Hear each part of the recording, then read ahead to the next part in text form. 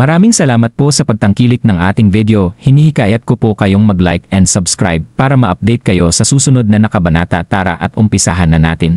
Tumayo ka na, hindi mo na kailangan pang gawin yan. Tawa ni Cindy habang sinasabi kay Leroy na, hindi mo na kailangan pang gumalang dahil ikaw na ang ika-8 Palace Master ng Fuyao Palace. Napuno naman ng pagpapasalamat si Leroy habang mabilis na yumuyuko at sinasabing, hindi ko alam kung paano ko mapapalitan ang kabaitang ipinakita sa akin ng 7 fairies. Agad siyang naglabas ng isang bote ng masarap na alak. Nitong nakaraan ay naisipan kong gumawa ng isang bote ng 100 flower wine noong wala akong ginagawa, kaya gusto ko sanang imbitahan ang mga kasama kong Palace Master na tikman ito ngayon bilang pagpapasalamat ko sa inyo. Binuksan niya ang bote ng wine habang sinasabi ang mga bagay na yon, dito na kumalat ang napakabangong amoy ng wine sa buong hall na kanilang kinaroroonan. Ngumiti si Leroy at lumapit sa 7 mga diwata para salinan ito ng ginawa niyang wine. Totoo ngang si Leroy ang gumawa sa wine na ito. Nagawa niyang mabasa noon ang isang manual na tinatawag bilang Kunlun Tree Brews sa library ng Kunlun Sect. Tinuruan siya ng manual na ito kung paano gumawa ng kanilang wine. Marami ang nagsasabi na isa raw alcoholic ang founder ng Kunlun Sect, kaya natural lang na magkaroon sila ng libro tungkol sa paggawa ng wine sa kanilang library. Sa mga sandaling ito, itinaas ni Cindy ang kanyang hawak na wine glass para humigop ng wine at tumatangong sabihin na, napakasarap ng wine na ito. Tinikman din ng iba pang 7 fairies ang wine na isinalin ni Leroy. Hindi pa sila nakakatikim ng alcohol kailanman pero hindi nila maintindihan kung bakit hindi nila mapigilan ang kanilang sarili sa paghigop ng malanghap nila ang napakabangong amoy ng wine na ito. Tumayo si Leroy sa tabi at ngumiti sa 7 fairies. Nagustuhan niyo ba ang wine ko? Dito na kumislap ang malisyosong intensyon sa kanyang mga mata. Ang wine na ito ay lasang, binuksan ni Cindy ang kanyang bibig, at nagsabi ng ilang salita, bago agad na sumimangot matapos manghina ng buo niyang katawan. Haha! Dito na naging parang demonyo ang mukha ni Leroy. Nanghina ang buo niyang katawan na umabot sa punto na kung saan hindi na siya makagamit ng kahit kaunting internal energy.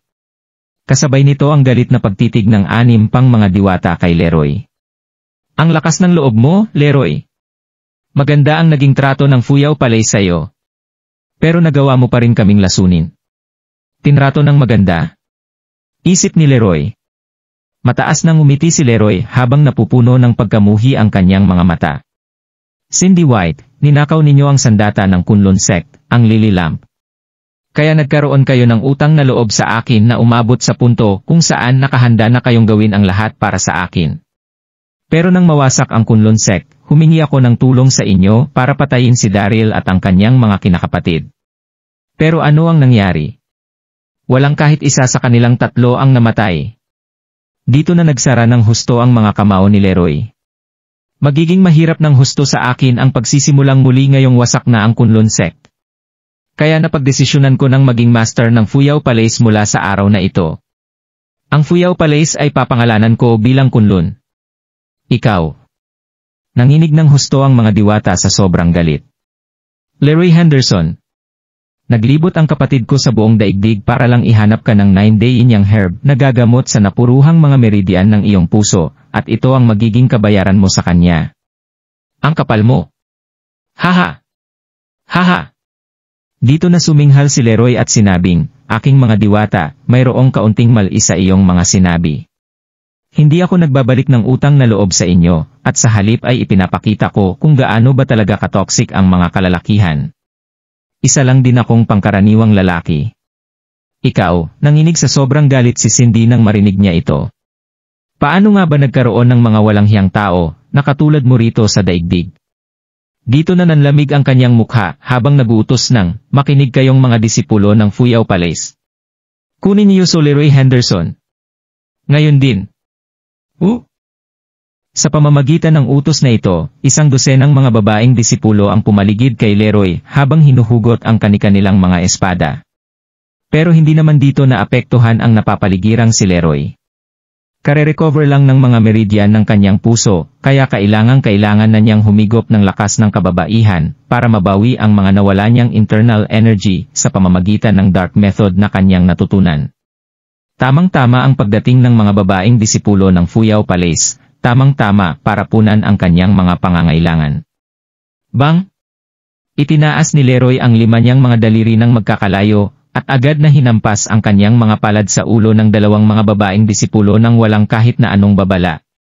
Agad na nadurog ang 2 mga babaeng disipulo bago pa man makapag-react ang mga ito matapos higupin ni Lerio ang kanilang mga lakas. Agad na namutla ang kanilang mga mukha bago tuluyang bumagsak sa lupa.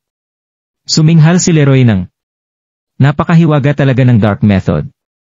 Kinakailangan niyang tumigil sa pagpapalakas ng Dark Method ng 1 taon at naisip na magbabagal ang kanyang bilis sa pagpapalakas kaysa sa isang ordinaryong tao sa sandaling gamitin niya muli ito, kahit na nakarecover na ng tuluyan ang mga meridian ng kanyang puso.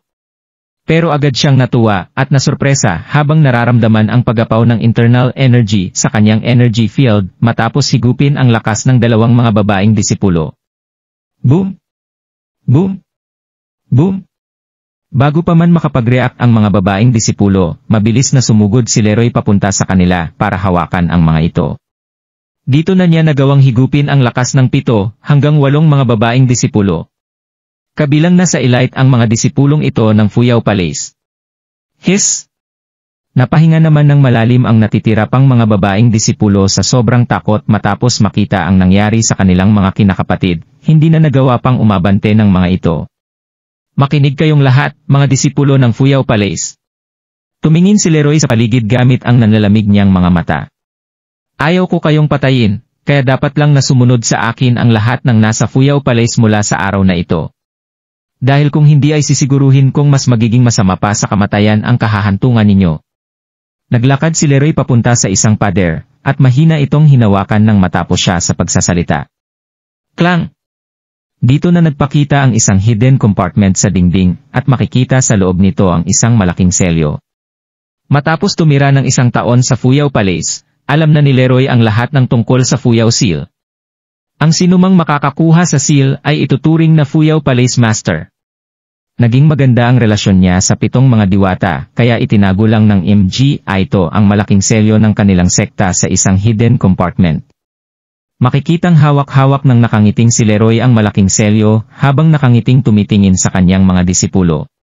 Hindi ba kayo luluhod para sumamba sa akin? Ako na ngayon ang Fuyao Palace Master. Sisiguruhin kong mamamatay kayo sa sandaling hindi pa kayo lumuhod at sumamba sa akin. Dito na nagpalitan ng tingin ang mga babaeng disipulo ng Fuyao Palace. Masasabi nila sa kanilang sarili and malakas si Leroy. Kaya walang kahit na sino ang sumuway dito at harapin ang masaklap nilang kapalaran, dito na yumuko ang lahat sa kanya. Nagalit naman ng husto ang 7 mga diwata sa kanilang nakita. Napakagat naman ng husto ang 6 na diwatang si Wendy nang makita ang pangyayaring ito, hayop ka Leroy. Wala kang utang na loob. Hindi ka na dapat namin kinukop dito. Pangkaraniwang tahimik ang puno ng postura ang 6 na diwata. Pero sapat na ang pagkakita nito sa mukha ni Leroy para sumabog ang kanyang pasensya. Nanginig ng husto ang kanyang katawan sa sobrang galit. Nagpakita naman ng isang malademonyong ngiti si Leroy, at malagkit na tiningnan ang 7 mga diwata. Isa-isa niyang tiningnan ang mga ito hanggang sa tumama ang kanyang mga mata sa maliit na diwata. May kanya-kanyang mga kagandahan ang 7 mga diwata pero ang maliit na diwata ang pinakakut sa kanilang lahat. Kahit na masyado pa itong bata, nagawa ng pumantay ng ganda at ugali nito sa kahit na sino. Ngumiti si Leroy at sinabing, 7 mga Palace Master, ano ang gusto niyong gawin sa pagtitig niyong iyan sa akin? Makinig kayong lahat, kayong mga diwatang namumuhi sa mga kalalakihan ay dapat nang sumunod sa akin mula sa araw na ito. Dito na dahan-dahang naglakad si Leroy para itaas ang kanyang kamay at mabilis na selyuhan ang mga akupoint ng 7 mga diwata. Lerio, ikaw. Dito na nagsimulang manginig ang 7 mga diwata sa sobrang galit. Kasalukuyang sinelyuhan ni Leroy ang kanilang mga akupoint sa mga sandaling yon. Tagumpay namang ngumiti rito si Leroy. Nagtatalon ang kanyang puso sa tuwa habang interesadong pinapanood ang mga ito. Samantala, sa loob ng Family Carter. Ito ang araw kung kailan sana gaganapin ang naudlot na kasal ni Rachel at Ewan. Umalis si Rachel sa kanilang bahay nang hindi nagsasabi kung saan ito pupunta. Pero nanatili pa ring masigla ang tahanan ng pamilya Carter. Makikita sa loob ng hall ang isang dining table na puno ng masasarap na pagkain, habang nakaupo sa gilid nito ang mga nagtatawa ng bisita ng pamilya. Agad na nagpunta rito sina Dax at Chester nang malaman nilang buhay pa si Daryl. Mahigpit na nagyakap ang tatlo nang makita nila si Daryl. Naluha ang tatlong mukhang matitikas na lalaking ito nang dahil sa sobrang saya.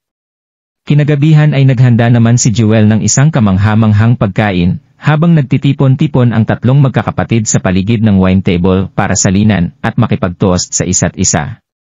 Marami silang nainom noong gabing iyon, na kung saan hindi na nila mabilang kung gaano ba talaga ito karami. Hindi sapat ang mga salita para mailarawan ang pagkakaibigang nabuo sa tatlong ito, pero nang umikot na sa kanila ang ilang bote ng wine, agad na sumaludo ang tatlo sa isa't isa bilang pagbibigay-pugay sa kanilang sinumpaang kapatiran.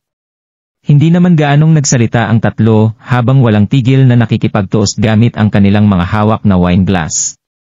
At matapos ang isang sandali, hindi na napigilan pa ni Dax ang kanyang sarili kaya agad na niyang nilagay ang kanyang wine glass sa lamesa habang may namumulang mga matang sinasabi na, "Daryl, mayroon. Mayroon sana akong gustong sabihin." "Dax!" Sigaw ni Chester habang hinihila ang manggas ni Dax. Alam niya siyempre kung ano ang sasabihin ni Dax. Siguradong ito na ang balita tungkol sa dati nitong asawa na si Lily. Isinara ng husto ni Dax ang kanyang mga kamao at sinabing, "Sige na, Chester. Kailangang malaman ni Daryl ang balita na ito tungkol kay Lily." Alam kong hindi magiging maganda ang reaksyon dito ni Daryl pero ayaw ko rin namang itago ito sa kanya. "Ano ang sinasabi mo, Dax?" Dito na biglang ngumiti si Daryl. Agad na naging kakaiba ang hanging umikot sa paligid ng tatlo ngayong gabi. Nagpakita sina Dax at Chester ng mga senyales ng pagkabagabag tungkol sa isang bagay na ayaw nilang sabihin kay Daryl. Dito na ibinaba ni Daryl ang kanyang hawak na chopsticks, at nakangiting nagtanong ng, "Ano ang nangyari kay Lily? Hindi ba't mayroon siyang amnesia? Hindi na rin naman niya ako makikilala ngayon?" Siya, nagngit-ngit ang mga ngipin ni Dax habang sinasabi na, bumalik na ang mga alaala ni Lily kaya agad nitong sinabi na ikaw lang ang nag-iisang lalaki na kanyang pakakasalan hanggang kamatayan at ikaw lang din ang nag-iisang lalaki sa kanyang buhay. Determinado siya noong hanapin ka kahit nagaano pa kalayo ang kanyang lakbayin. Dito na siya nagpunta sa New World at napatay. Ikaw, masyadong hindi inasahan ni Daryl ang tungkol sa impormasyong iyon. Naglangko ang isipan ni Daryl ata agad na napuno ng pagkagulat habang nagtatanong ng, "Ano ang sinasabi mo, Dax?"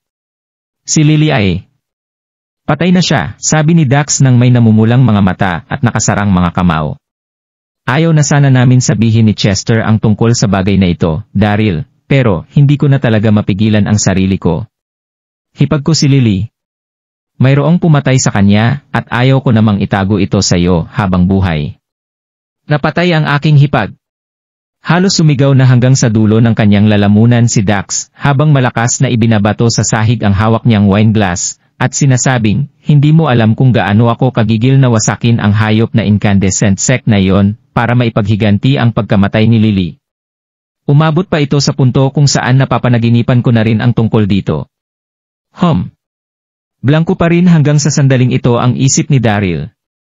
Hindi siya makapaglabas ng kahit na anong salita nang dahil sa mga bagay na narinig niya. At sa loob ng isang iglap, malakas na bumuhos ang luha sa kanyang mga pisngi. "Lilybud! Lilybud!" Isinara ng husto ni Daryl ang kanyang mga kamao at hinampas ang mga ito sa lamesa. Nawala na siya ng tuluyan sa kanyang sarili nang marinig ang balitang ito bago mag-collapse sa sahig. Kasalukuyan pa niyang dinedeni ang tungkol sa bagay na ito. Hindi pa siya handa para tanggapin ang balita na kanyang narinig. Bumaha ang mga imahe ni Lily sa isipan ni Daryl habang inaalala ang kanilang mga nakaraan.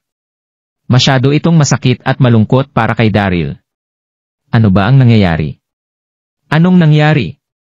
Sigaw ni Daryl hanggang sa mamaos ang kanyang boses matapos umiyak at paulit-ulit na sumigaw ng malakas.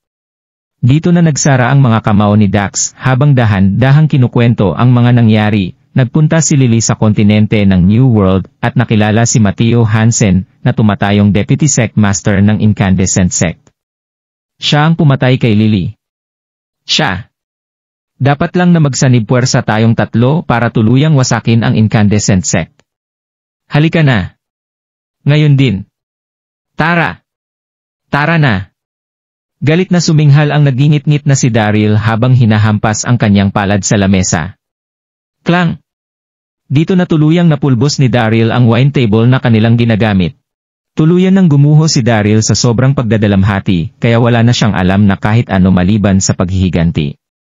Ang sinumang pumatay kay Lily ay dapat lang na mamatay kahit na sino pa man ito. Sinisiguro niya na pagbabayaran ng husto ng pumatay kay Lily ang pagkakamali na kanyang nagawa. Kumalma ka, Daryl, dahan-dahang naglakad papalapit si Debra, at mabagal na sinabing, susundan kita saan ka man magpunta, pero hindi pa ako makakaalis sa mansyon ng mga Carter. Masyado pang kritikal ang lagay ng iyong ninong. Paano na lang kung lumala ang kondisyon niya habang papunta tayo sa New World? Matindi ang tinamong mga sugat ng buong pamilya Carter matapos makipaglaban sa mga Royal Guards. Lalo na ang ninong ni Daryl na si Zoran Carter, na nagtamo ng higit sa 100 mga saksak sa buong katawan at halos maubusan na ng balat. Bilang Secmaster ng Artemis Sect, marami na ang napag-aralan at karanasan ni Debra sa medisina. Noong una ay gumawa si Debra ng ilang mga gamot para gamutin ang mga internal injuries na tinamo ni Zoran, kaya kinakailangan niyang bantayan ito ng maigi para makita ang magiging epekto ng mga ibinigay niyang gamot dito. Kaya hindi niya pa magagawang umalis ng mansyon sa ngayon. P50. Dito na huminga ng malalim si Daryl at tumingin kay Debra matapos marinig ito. Gaano ba katagal ang kakailanganin para maging stable ang lagay ni Ninong? Kasabay nito ang umaasang pagtingin ni Dax at Chester kay Debra. Pagkatapos huminga ng malalim, kalmadong sumagot si Debra ng, hindi bababa sa isang araw. Daryl, hindi mo kailangang madaliin ang paghihiganti, maghintay muna tayo rito ng isang araw. P50. Dito na dahan-dahang umupo si Daryl habang namumula pa rin ang kanyang mga mata sa sobrang galit. Samantala, sa loob ng isang hotel sa Mid-City, makikitang nakaupo sa sofa na nakalagay sa loob ng kwarto si Lanvin habang inuunat ang pagod niyang katawan. Habang nakatayo naman sa harap ng bintana si Lily habang nakatulala sa mga kalye sa labas. Pagkatapos ng napakahabang paglalakbay, napagdesisyonan ni Lily at Lanvin na magpahinga muna sa isang hotel. Nagkaroon ng komplikadong nararamdaman si Lily habang pinapanood ang masiglang night market sa labas. Nakabalik na rin ako sa kontinente ng World Universe sa wakas. Nakahinga na rin siya ng maluwag pero hindi pa rin siya nakakabalik sa kanyang pinagmulang bayan, ang Donghai City. Napakomportable ng pagtingin sa modernong city na matagal na niyang hinahanap-hanap ang kanyang dibdib, pero kasalukuyan pa ring puno ng tungkol kay Daryl ang kanyang isipan sa hindi malamang dahilan. Nang biglang marinig ni Lily ang boses ni Lanvin sa kanyang likuran. Ano ang tinitingin-tingin mo riyan, pangit? Ikuha mo nga ako ng tubig panghugas ng paa. Ipinatong ni Lanvin ang kaliwa niyang binti sa kanan niyang binti habang nagsasalita nang nakataas ang parehong mga ito na nagpakita sa walang awa niyang ugali. Palagi nang nawawala sa wisyo ang pangit na halimaw na ito mula noong makarating kami sa kontinente ng World Universe. Hinding-hindi ko isasama ang walang kwentang ito kung hindi lang ako inutusan ni Master. Dito na nakabalik sa realidad si Lily habang tinuturo ang banyo matapos marinig ang utos ng kanyang senior sister. Senior sister, maaari ka naman pong mag-shower doon. Alam ko syempre na pwede akong maligo roon. Galit na sagot ni Lanvin. Pero ayoko pang maligo ngayon. Gusto ko lang ibabad ang mga paa ko. Naiintindihan mo ba? Bilisan mo nang maghanda ng tubig para sa akin. Ubos na ang pasensya ko para makipaglokohan pa sayo. Hindi na nagsalita pa ng kahit na ano si Lily at agad nang kumuha ng isang timba ng tubig. Nang madala ni Lily ang isang timba ng tubig kay Lanvin, tatayo and asana si Lily para umalis nang pigilan siya ni Lanvin. Sino ang nagsabi sa iyong umalis ka? Alisin mo ang mga sapatos ko at hugasan mo ang mga paa ko. Ikaw, hindi na mapigilan pa ni Lily ang kanyang sarili habang nanginginig ng bahagya ang kanyang katawan. Alam ni Lily na siya ang huling disipulo ng kanyang sect master, kaya marami mga disipulo ng Spiritual Invisible Sect ang nainggit sa kanya. At si Senior Sister Lanvin ay isang malaking bully para kay Lily. Hindi pa ako tinitigilan ni Senior Sister mula noong magumpisa ang aming biyahe papunta rito. Bingi ka ba? Tingin ni Lanvin kay Lily habang itinuturo ang timba ng tubig. Ang sinabi ko, hugasan mo ang mga paa ko. Nagngit-ngit ang mga ngipin ni Lily habang hindi gumagalaw na nakatayo sa harapan ni Lanvin. Tiniis niya ang wala sa lugar na pagtrato sa kanya ni Lanvin habang papunta sa World Universe. Pero hinding-hindi na siya magpapaapak ng ganito kababa para hugasan ang mga paa ni Lanvin. Masyado na itong nakakahiya para sa kanya. Hindi na makapagpigil sa kanyang sarili si Lily habang nanginginig ang kanyang katawan sa sobrang galit. Nagalit naman si Lanvin matapos makita na hindi sumusunod si Lily sa kanyang mga utos. Hoy, pangit! Sinabi ko nang hugasan mo ang mga paa ko, hindi ba? Bingi ka ba talaga? Malakas na sinipa ni Lanvin ang timba habang sinasabi ang mga bagay na yon. Swash! Dito na tumapon ang tubig mula sa timba na tumama kay Lily. Samantala, sa loob ng mansyon na pagmamayari ng mga Carter, nagkulong si Daryl sa loob ng kanyang kwarto at humiga sa kanyang kama nang may kumot na bahagyang nakapatong sa kanya. Kasalukuyan nitong iniisip si Lily.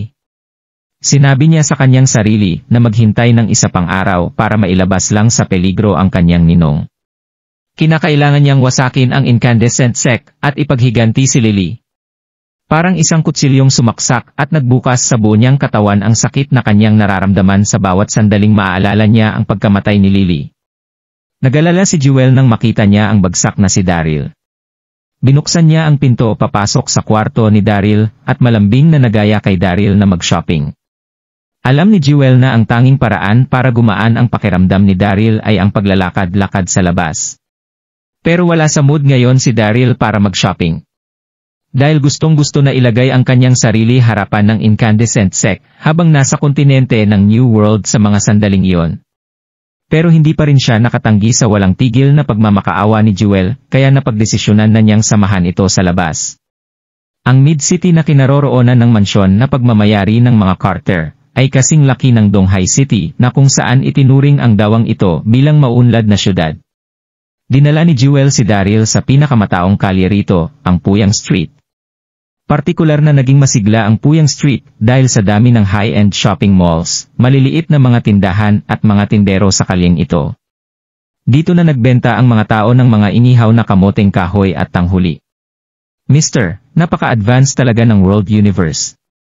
Hinawakan ni Jewel ang braso ni Darlie at sabik na nakipagbiruan, habang masayang naglalakad at hinihila si Daryl sa gitna ng maraming tao papunta sa isang tindahan ng cellphone at sabihing, Master, napakabigat at napakalaki ng mga phones sa Great East Continent pero ang mga phone na ito rito sa World Universe ay kasing laki lang halos ng palad ko.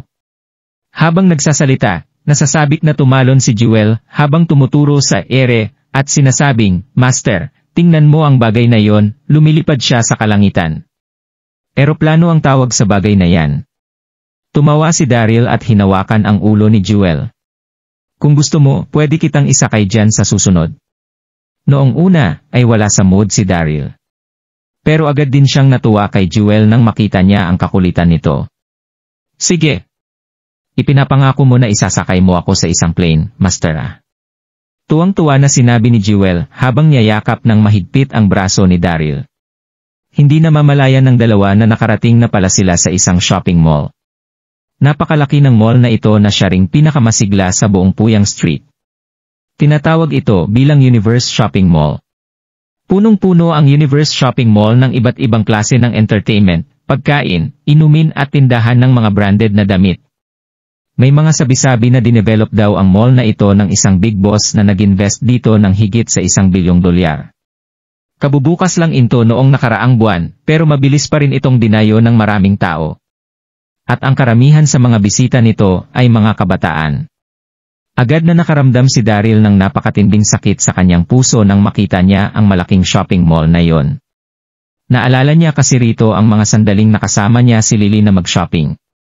Nasa sobrang linaw ay para bang kahapon lang ito nangyari.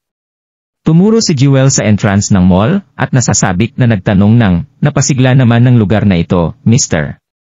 Ano ba ang lugar na ito? Unang beses pa lang ni Jewel na makapunta sa kontinente ng World Universe, kaya agad itong na-curious nang makita ang napakaraming mga kabataang namimili sa mall. Isa itong shopping mall. Isa itong lugar kung saan binibenta ang maraming bagay. Makikita mo rito ang halos lahat ng kailangan mo. Natuwa si Daryl sa naging reaksyon ni Jewel habang nagpapaliwanag dito.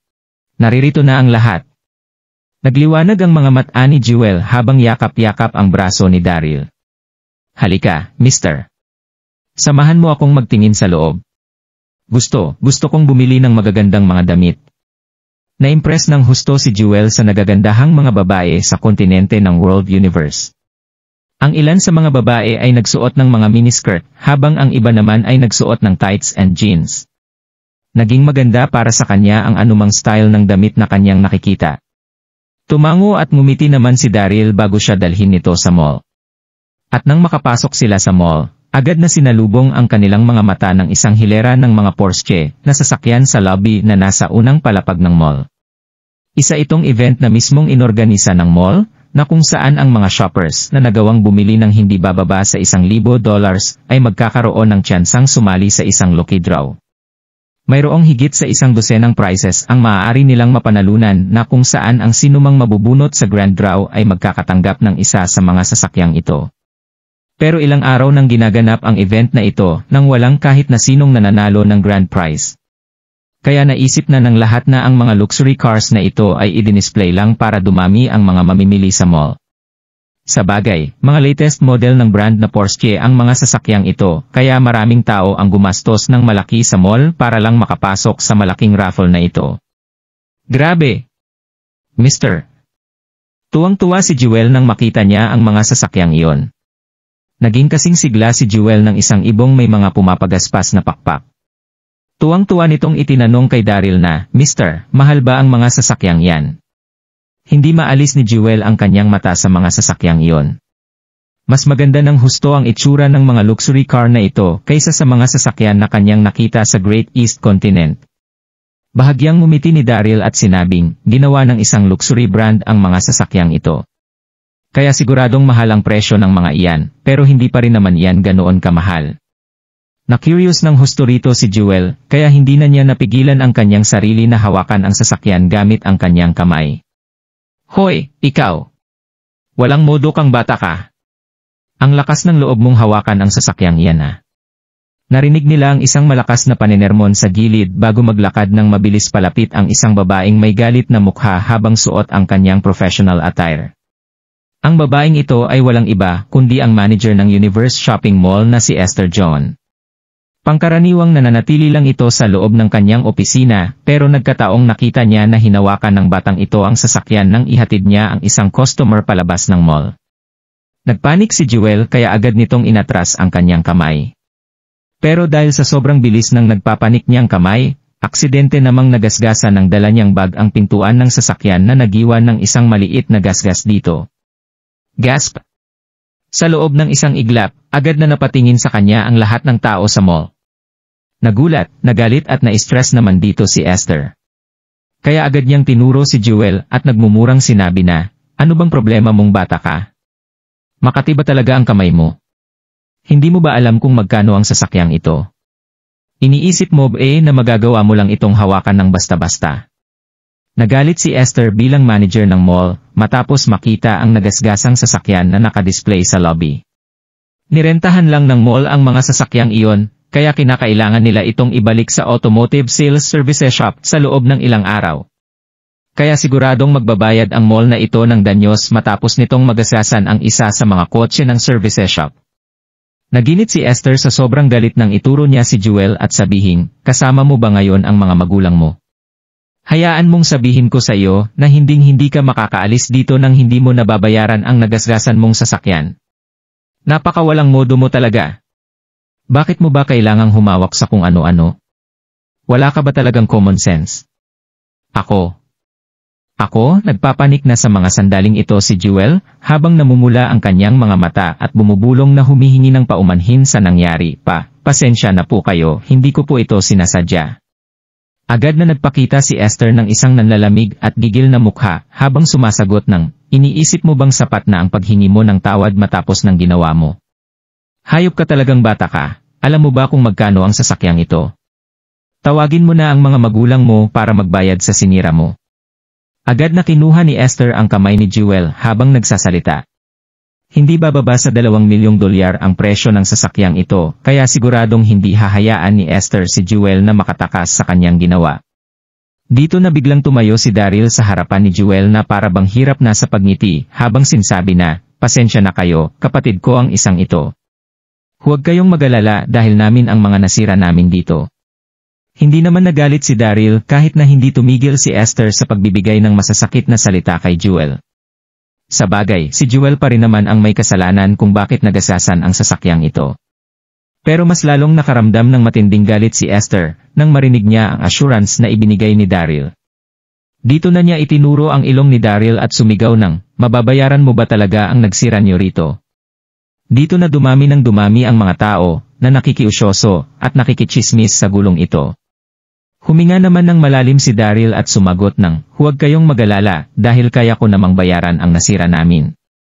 "Okay, kaya mo naman pala itong bayaran, hindi ba? Maghanda ka na ng $3 million kung ganoon," nanalamig na sinabi ni Esther. $3 million? Nagugulat na tanong ni Daryl. "Masyado na itong malaki, hindi ba? Nasa $2 milyong lang ang presyo ng sasakyang ito. Kaya bakit niya nagawang humingi ng $3 million para ayusin ang kaunting gasgas na ginawa ni Jewel sa pinto nito?" Dito na nagsimulang ituro si Daryl ng mga usyuserong walang kaidedeya sa tunay na halaga ng sasakyang ito habang pinag-usapan ang bawat salitang sinabi nito kay Esther. Nakita nila ang gulat na mukha ni Daryl. Inisip nilang lahat na hindi kaya ni Daryl na bayaran ang gasgas na ginawa ni Jewel sa sasakyan. "Dapat ka lang magbayad kung nagasasan mo ang sasakyang yan. Iyong kapatid niya talaga ang hindi makapagpigil sa kanyang sarili na hawakan ito kaya dapat lang na siya ang magbayad sa pagkakamaling ginawa niya." Kilalang kilala ang pangalang Daryl sa World Universe, pero wala pang kahit na sinong ordinaryong tao ang nakakita sa tunay na mukha ni Daryl sa personal. Sino ang mag-aakala na ang lalaking ito na nakasuot ng ordinaryong damit ay si Daryl na nagtanggol sa Donghai City? Agad na napahiya si Jewel nang maring ang mga sinabi ng tao sa kanilang dalawa. Nagmukha siyang isang bata na mayroong ginawang malaking kasalanan, habang nakayuko sa braso ni Daryl at bumubulong ng, "Mister, pasensya na po." Kahit na bago pa rin ang mundong bumubuhay sa World Universe, para kay Jewel, hanggang sa panahong ito, masyado pa ring naging malaki para sa kanyang pandinig ang $3 milyon na halaga. Ano ang nangyari? Isang middle-aged na lalaki ang dahan-dahang lumabas sa gitna ng maraming tao. Isa itong middle-aged na lalaking nakasuot ng isang branded na suit habang naglalabas ng isang napakalakas na aura. Siya ang may-ari ng Universe Shopping Mall na si Larry Wood. Emma Wood. Agad na tumakbo papunta rito si Esther at binati si Larry Wood ng isang mainit na ngiti. Tumingin naman si Larry sa paligid at sumimangot. Ano ang nangyari? Bakit napakarami ng mga taong nagtitipon-tipon sa lugar na ito? Nasa kanyang opisina si Larry kanina para makipag-usap sa dalawang importanteng mga lalaki bago lumabas para tingnan ang nangyari matapos makarinig ng isang malakas at kakaibang ingay. Nakagasgas po sila ng isang Porsche, Emma Wood. Turo ni Esther kay Daryl at nagpapanik na sinabing, Sinasabihan ko po sila na bayaran ang nasira nila rito." "Bayaran?"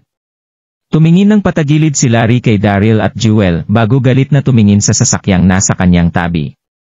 Magagawa ba nilang makabili ng isa nito?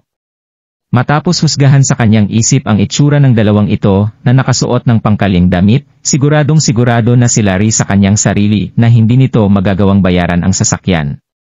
Dito na sumabog si Larry habang sinasabi kay Esther na, "Ano ba ang problema mo? Sinabi ko na sa'yo noon na huwag mong ipapahawak ang mga mamahaling sasakyan na ito ha.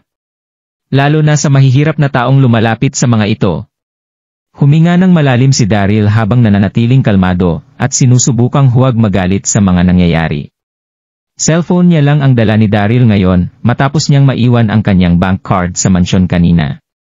Kaya wala nang magawa si Daryl kundi tingnan ang walang patawad na itsura ng may-ari ng mall. Kaya agad niyang nilabas ang kanyang cellphone para tumawag sa kahit na sinong makakapagdala sa kanya ng pera. Sa mga sandaling ito, mabilis na tumakbo para hap si Larry gamit ang suot niyang leather shoes bago itaas ang kanyang kamay at sampalin si Jewel sa mukha. "Hayop kang bata ka, ngayon ka lang ba nakapunta sa syudad ha?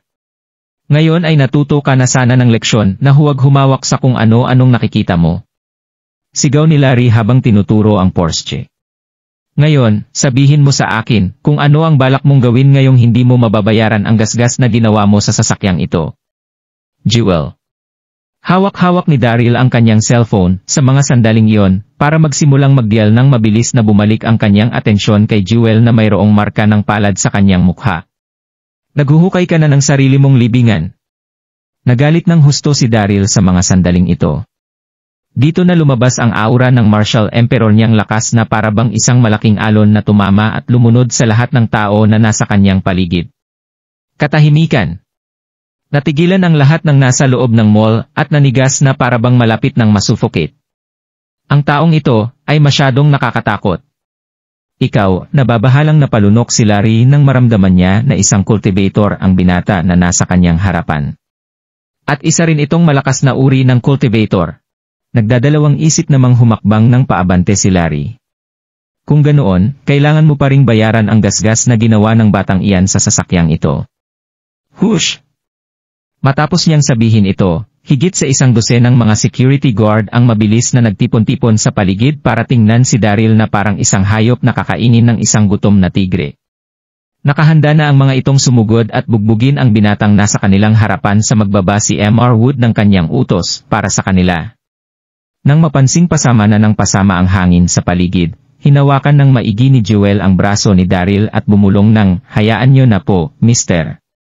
Hayaan niyo na po." Kahit nagawa na siyang sampalin, gustong-gusto pa rin ni Jewel na umalis kasama ni Daryl sa eksenang ito sa lalong madaling panahon. Kakaunti pa lang ang nalalaman niya sa World Universe, pero malinaw niya pa ring masasabi na si Larry ang may-ari ng mall at humahawak ng isang napakataas na estado sa city na ito. Tumingin naman si Daryl kay Jewel at hinawakan ang kamay nito. Malinaw na makikita sa mukha ni Jewel ang namumurang marka ng palad ni Larry. Agad na nasaktan si Daryl nang makita niya ito. Wham! Sa sobrang galit ay hindi na nakapagpigil pa si Daryl sa kanyang sarili kaya agad niyang hinampas ng malakas ang kanyang palad sa Porsche.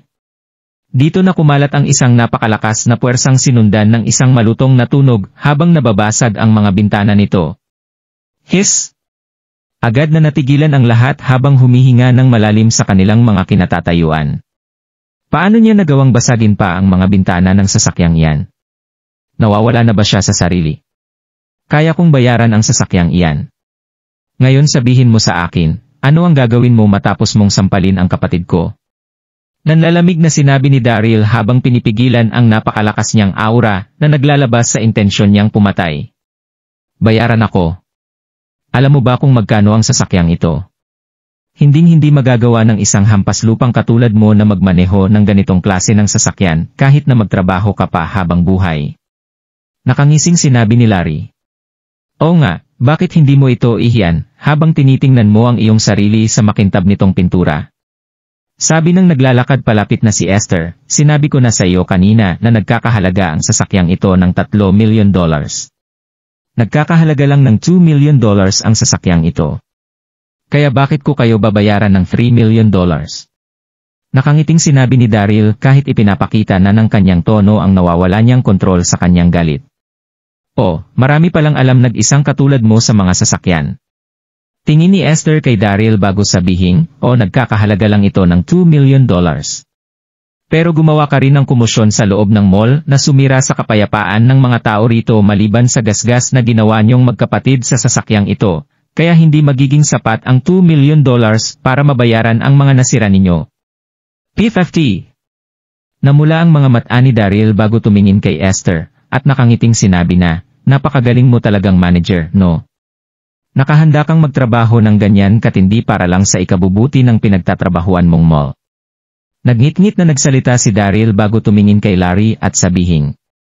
Hindi lang ang sasakyang ito ang bibilhin ko, kundi pati buong mall na ito. Magkano ba ang presyo ng mall na ito? Ano?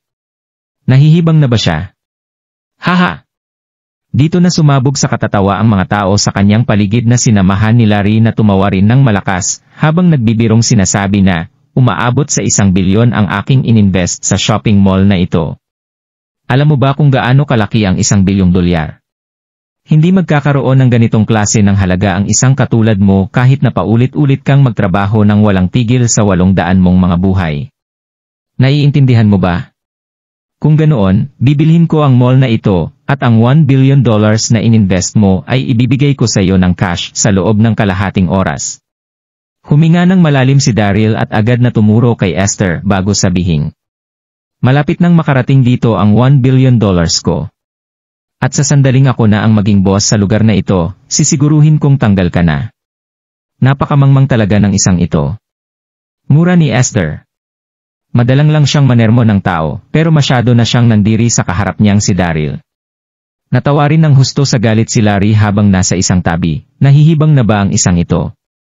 Sinasabi niya ba sa atin na gusto niyang magbayad ng $1 billion para bilhin ang mall ko? Mukhang malala na ang tamaan nito sa ulo. Napakarami na talagang nasisiraan ng bait ngayon. Hindi naman nagsalita rito ang may seryosong mukha na si Daryl. Dito na niya nilabas ang kanyang cellphone, at nag-dial ng isang phone number. Pearl, padalhan mo ako ng $1 bilyong ngayon sa Universe Shopping Mall ng Mid-City. Oo nga pala, dapat itong makarating sa akin sa loob ng kalahating oras. Hihintayin kita rito. Si Pearl ang namahala sa Platinum Corporation, hanggang sa magsanib puwersa ang mga pamilya sa Donghai City na pabagsakin ito. Kaya sa huli ay napilitang sabihin ni Daryl kay Pearl na kunin ang mga artistang kinontrata ng kanilang kumpanya at isama sa itatayo niyang kumpanya sa Mid-City. Isang bagong entertainment company ang magbubukas sa ilalim ng pangalan ni Pearl. Pinangalanan ni Pearl ang kumpanyang ito na Daryl Entertainment na halos katunog ng salitang Daryl. Naging maganda ang development ng Daryl Entertainment sa Mid-City. At ngayon ay isa na itong kialalang entertainment company sa larangan ng showbiz na mayroong net profit na umaabot sa $5 bilyong.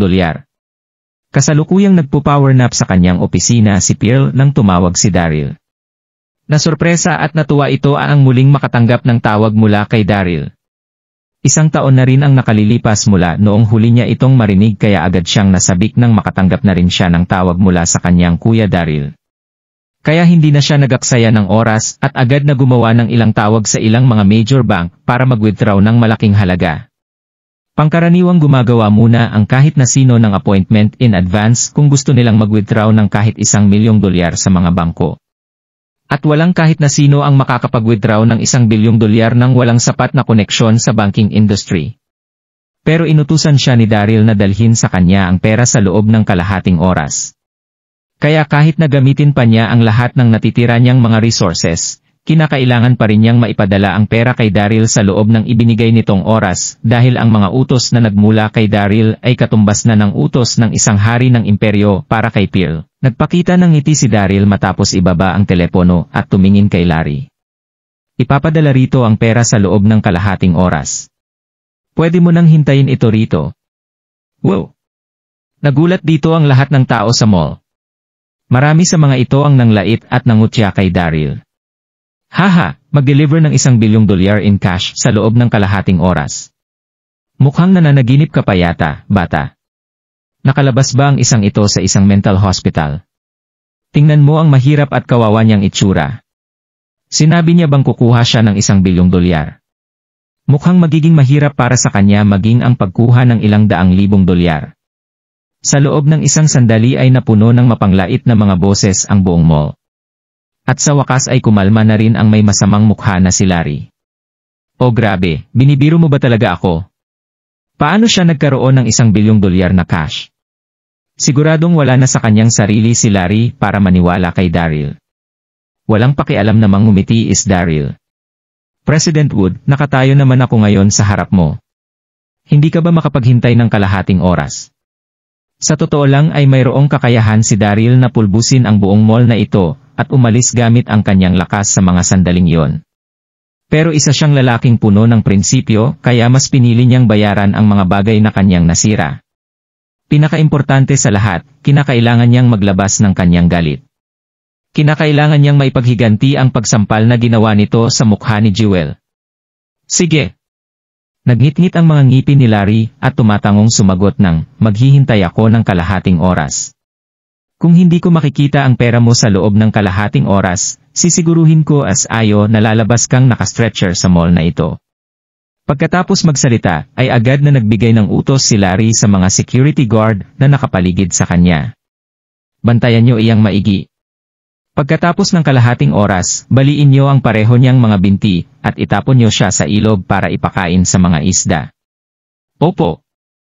Matapos matanggap ang utos, higit sa 100 mga security guard ang agad na pumaligid kina Daryl at Jewel gamit ang mabagsik nilang mga mukha. Natigilan ng kaunti si Jewel sa eksenang ito, habang hinahawakan ng husto ang braso ni Daryl at bumubulong ng, "Mister, mayroon po ba talagang magdadala sa inyo ng pera mamaya?" Nasaktan si Daryl nang makita niya ang namumulang marka ng palad sa mukha ni Jewel, habang hinahawakan ang ulo nito. "Huwag kang mag-alala, mayroong magdadala ng pera mamaya. Kailan pa ako nagsinungaling sa'yo?" Agad na gumaan ang loob ni Jewel matapos makita ang seryosong mukha ni Daryl. Wala pang kalahating oras nang maubos na ang pasensya ni Larry. Nagdilim na ang kanyang mukha habang itinataas ang kanyang kamay. Agad na naintindihan ng higit sa 100 mga gwardya ang ibig sabihin nitong magmarcha papunta kay Daryl. Klang! Nang biglang itulak pabukas ang mga pintuan papasok sa mall. Dito na nila nakita ang paglakad papasok ng isang babaeng nakasuot ng isang saktong suit na nagpakita sa magandang hubog ng kanyang katawan. Swash! Sa loob ng isang iglap ay napatingin ang lahat sa babaeng iyon. Dito na siya nakilala ng isa sa mga tao na mahinang nagsabi ng, siya. Hindi ba't siya ang boss ng Darrell Entertainment? Mukhang siya ngayon. Nakita ko ang mukha niya sa diaryo noon. Bakit naman siya nagpunta rito? Natulala at nagulat si Larry sa kanyang nakita. Sino ba sa kanila ang hindi nakakilala kay Pearl? Siya ang boss ng Darrell Entertainment. Pero bakit siya nandito? Pinaplano ba nitong pag-performin sa mall ang ilan sa mga artista ng kanyang kumpanya? Isa itong win-win situation para sa parehong panig. Ngumiti si Larry at babati na sana kay Pearl kasama ng napakagandang plano na yon sa kanyang isipan. Pero nagulat si Larry nang hindi man lang siya tingnan ni Pearl habang diretsyong papunta kay Daryl. Nang makarating si Pearl kay Daryl, sa sobrang pagkasabik ay hindi na nito napigilan ang kanyang sarili na magbuo ng malalim sa harapan ni Daryl. Kuya Daryl, nasa labas na po ng mall ang truck na naglalaman ng perang ni-request po ninyo. Gusto niyo po bang papasukin dito ang mga truck o? Ano?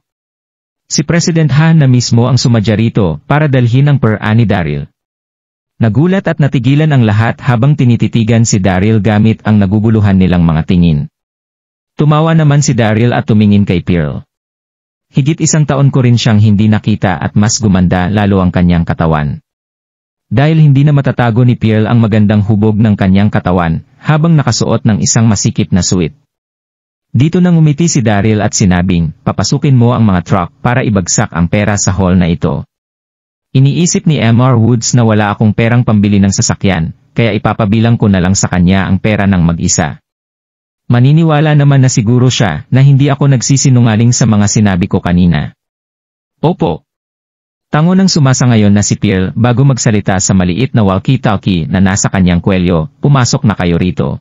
Dito na narinig ng lahat ang malakas na tunog ng makina sa labas. Klang! Sa loob ng susunod na segundo maririnig ang pagbasag ng 5 mga truck sa salaming pinto ng mall para pumasok papunta sa gitna ng mall. Grabe! Binuksan ang mga pintuan sa likuran ng 5 truck ng sabay-sabay bago bumaha ang bultong mga pera na parang isang avalanche. Sa loob ng isang iglap ay napuno ang buong lobby ng mall ng pera. Ang shopping mall na ito ay parang naging isang karagatan ng mga pera. Nabalot ng katahimikan ang lahat. Tumingin ang lahat sa isa't isa at agad na natameme sa kanilang mga kinatatayuan. Ito ba? Ito ba ay $1 bilyong na halaga ng pera?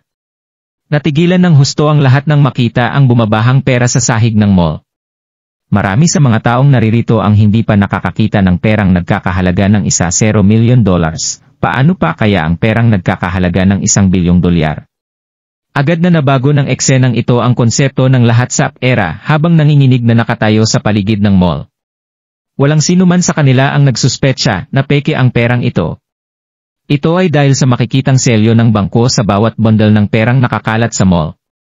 Kaya mukhang winidraw ang lahat ng ito sa bangko kanina. Sa loob ng isang iglap, napatitig ang tingin ng lahat kay Daryl. Sumama naman ng husto ang mukha ni Larry dito. Inisip niya na isang weirdo si Daryl na nagyayabang sa hindi totoo niyang yaman na umaabot ng bilyon-bilyon. Pero hindi niya inasahang makakapagdala rito si Daryl ng $1 bilyong na halaga ng pera. Siguradong hindi aabot sa $1 bilyong ang halaga ng perang laman ng pinagsama-samang mga bangko sa Mid-City. Ang lalaking ito, sino ba talaga siya? Napakagat si Esther sa kanyang labi sa isang tabi, habang nanghihina ang kanyang mga tuhod at dahan-dahang nadudulas sa sahig. $1 bilyong. $1 bilyong ang halaga ng perang ito. Hindi makakalimutan kailanman ni Esther ang pinakamagandang eksena na kanyang nakita sa buong buhay niya. Ako na ngayon ang bagong may-ari ng mall na ito, anunsyo ng seryosong si Daryl. At pagkatapos ay dahan-dahan na siyang naglakad papunta kay Esther at tumuro sa ilong nito bago sabihing, "Tanggal ka na." Ako, natigilan dito si Esther. Hindi niya alam kung ano ba talaga ang pumasok sa kanyang isipan, pero agad siyang lumuhod at gumapang papunta kay Daryl para hawakan ang laylayan ng pangibaba nito.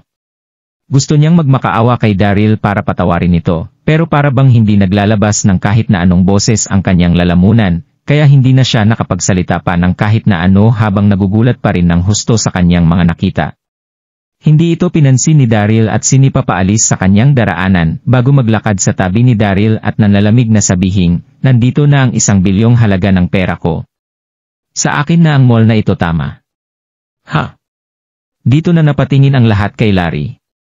Nanginig ang bibig ni Larry na gumagawa ng isang pilit at bahagyang ngiti at nagdadalawang isip na sumagot ng oo. Hindi na importante pa kung sino si Daryl, pero alam ni Larry na si Daryl ay isang uro ng tao na hindi dapat banggain ng kahit na sino matapos nitong makapaglabas ng $1 bilyong na halaga ng pera sa loob ng kalahating oras. "Ibinigay ko na sa iyo ang pera. Ngayon ay magbabayad ka naman para sa sampal na ginawa mo sa kapatid ko." Walang pakialam na sinabi ni Daryl habang nagpapakita ng panlalamig ang kanyang mukha. Pagkatapos nito ay itinaas ni Daryl ang kanyang kamay at sinampal ang mukha ni Larry. Slap! Nasurpresa ang lahat sa bilis ng pagtama ng palad ni Daryl sa mukha ni Larry. Walang sino man ang nakaisip ng kahit na anong paraan para makaiwas dito. Isang napakalutong na tunog ang tumama sa mukha ni Larry bago tumalsik ang kanyang katawan sa layong 30 metro na parang isang saranggolang naputulan ng pisi. Tumalsik ang dugo sa kanyang bibig habang tumatama ng malakas ang kanyang katawan sa sahig matapos ng isang napakalakas na kalampag. Dito na nabalot ng katahimikan ang buong mall. Sa mga sandaling yon, maraming mga tao ang nagkumpulan sa entrance ng mall sa labas. Mabilis na kumalat ang balita tungkol sa isang taong gumastos ng $1 bilyong para bilhin ang mall, kaya agad na nagpunta sa lugar na ito ang maraming tao. Makikita sa labas ng entrance ang 2 babaeng sumasabay sa agos ng maraming tao. Isa sa 2 babae na ito ang may maganda ng mukha at matigas na hubog ng katawan. Habang ang isa naman ay nakasuot ng scarf sa kanyang mukha na nagpakita rin ng curvy at kamanghamanghang hubog ng katawan. Sila ay walang iba kundi sina Lanvin at Lily. Ito ang unang beses ni Lanvin na makarating sa World Universe. At alam niya na si Daryl, na kasalukuyan nilang target, ay nasa Mid-City noong mga panahong iyon. Pero masyadong mahirap ang paghahanap kay Daryl sa malaking syudad na ito. Kaya naisip muna nitong itigil pansamantala ang paghahanap at magsaya muna sa bagong city na kanilang napuntahan. Gusto sana ni Lanvin na mag-shopping at mamili ng mga damit noong gabing iyon, pero ang tanging nakita nila ay ang pagpaligid ng napakaraming tao sa mall nang makarating sila rito. Ano ang nangyayari? Nakukuryos na tingin ni Lanvin habang papasok sa mall dahil hindi niya maintindihan kung bakit napakarami ng mga tao sa kanilang paligid. "Pangit, huwag kang lalayo sa akin." Tingin ni Lanvin kay Lily na nasa kanyang likuran bago galit na magutos at humalo sa maraming tao na kasalukuyang papasok sa mall. Napakagat naman si Lily sa kanyang labi at agad na sumunod kay Lanvin. Kung nagustuhan mo ang mga ganitong video, huwag mong kalimutan mag-like and subscribe. Panoorin mo na rin ang mga naunang kabanata para lalong maubos ang oras mo.